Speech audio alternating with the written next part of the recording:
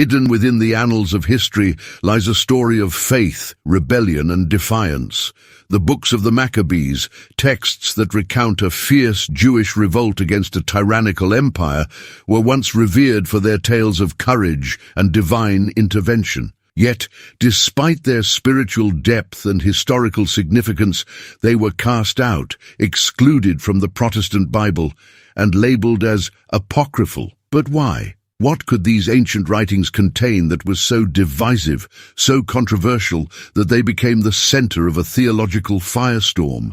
Were these books silenced for their teachings, their doctrines, or was it something more, a threat to a rising movement that sought to redefine faith itself? In this video, we'll uncover the hidden truths behind the books of the Maccabees.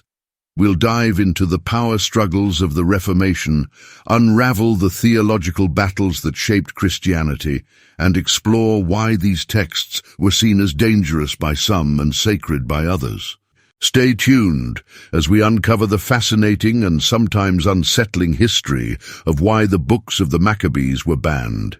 The books of Maccabees are a fascinating and spiritually significant collection of texts that recount a pivotal period in Jewish history, the Maccabean revolt against Greek oppression in the 2nd century BCE. They are cherished by many for their themes of faith, resistance, and divine intervention, which resonate across religious traditions. Despite their profound historical and theological value, these texts were excluded from the official canon of Protestant Bibles during the Reformation, a decision rooted in both theological debates and broader efforts to redefine Scripture. The books of Maccabees provide a vivid historical narrative of a turbulent period in Jewish history. They document the resistance of the Jewish people to the oppressive policies of King Antiochus IV Epiphanes, who sought to impose Hellenistic culture and religion on his subjects. The 1st and 2nd books of Maccabees are particularly well known, offering complementary perspectives on the events of the Maccabean revolt. The 1st Maccabees presents a detailed and straightforward historical account, chronicling the rise of the Maccabean family, their battles against Greek forces, and their eventual establishment of Jewish independence. The text emphasizes themes of religious devotion, national identity, and the importance of standing firm in the face of oppression. The 2nd Maccabees, while also historical, adopts a more theological tone. It highlights divine intervention in the events of the revolt and places particular emphasis on martyrdom, the afterlife, and the power of prayer. For instance, it describes the bravery of the 7 brothers who were tortured and killed for refusing to violate Jewish laws, presenting them as examples of unwavering faith. The spiritual and moral lessons of these texts have made them an enduring part of Jewish and Christian traditions. However, the theological elements of 2nd Maccabees, particularly its references to prayers for the dead and the concept of purgatory, would later become points of contention in Christian theological debates. The Protestant Reformation, which began in the 16th century, marked a turning point in the history of Christianity.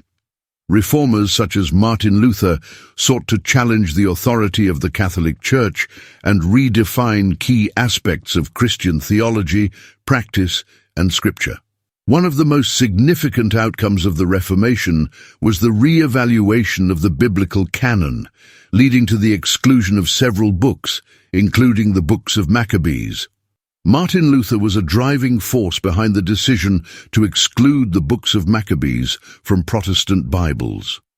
A key aspect of Luther's theological reforms was his emphasis on sola scriptura, Scripture alone, as the foundation of Christian faith and practice. Luther argued that the Bible should be based on the Hebrew Scriptures, which did not include the books of Maccabees or other deuterocanonical texts. Luther's critique of the books of Maccabees, particularly 2nd Maccabees, was rooted in his rejection of certain Catholic doctrines. One of the most contentious issues was the doctrine of purgatory, the belief in an intermediate state where souls could be purified before entering heaven. This doctrine was supported in part by 2nd Maccabees, which describes Judas Maccabeus offering prayers and sacrifices for the souls of fallen soldiers. Luther viewed this practice as incompatible with his doctrine of sola fide, justification by faith alone, which holds that salvation is a free gift from God and cannot be earned or influenced by human actions. For Luther, the concept of praying for the dead undermined the sufficiency of Christ's sacrifice and the assurance of salvation through faith alone. As a result, he advocated for the removal of 2nd Maccabees and other texts that he believed supported doctrines inconsistent with his theological principles. The exclusion of the books of Maccabees was not limited to Luther's personal preferences. It reflected a broader trend among Protestant reformers. These reformers sought to simplify and streamline the Bible, focusing on what they considered the core teachings of Scripture. Texts that were viewed as extraneous, theologically problematic, or inconsistent with their understanding of Christian doctrine were excluded. One of the main arguments for excluding the books of Maccabees was their absence from the Hebrew Bible. By aligning the Protestant canon with the Hebrew Scriptures, reformers believed they were restoring the Bible to its original and pure form. This decision also reflected a desire to distance Protestantism from what reformers saw as later additions or distortions introduced by the Catholic Church. Although the books of Maccabees were excluded from the Protestant canon, they were not entirely dismissed. Instead, they were classified as apocryphal texts, writings that were considered valuable for historical and theological study, but not divinely inspired. Many Protestant Bibles, particularly early editions, included the Apocrypha in a separate section, acknowledging their significance while maintaining their secondary status. In contrast to the Protestant reformers, the Catholic Church reaffirmed the inclusion of the books of Maccabees in its canon. This decision was formalized during the Council of Trent, 1545 to 1563, a pivotal event in the Counter-Reformation. The Council sought to address the challenges posed by the Protestant Reformation and defend Catholic doctrine and practice. The Catholic Church viewed the books of Maccabees as a vital part of the biblical canon, particularly because of their support for the doctrine of purgatory. The example of Judas Maccabeus praying for the souls of fallen soldiers was cited as evidence of an early Jewish belief in an intermediate state where the dead could be purified through prayer and sacrifice.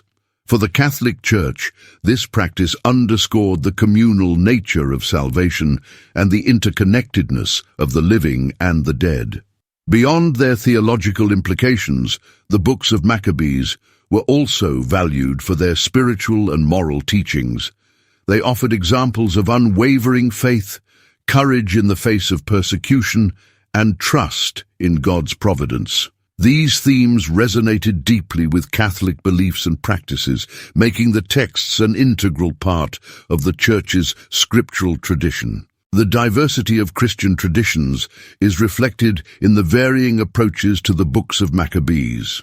While Protestant reformers excluded these texts from their canon, other Christian communities continued to embrace them, highlighting their theological and spiritual significance. The Ethiopian Orthodox Church, with its unique biblical canon, includes all 3 books of Maccabees. These texts are cherished not only for their historical value, but also for their emphasis on divine intervention, protection, and deliverance. The Ethiopian Orthodox Church views the stories of the Maccabees as a testament to God's care and faithfulness, transcending geographic and cultural boundaries. The enduring relevance of the books of Maccabees lies in their universal themes.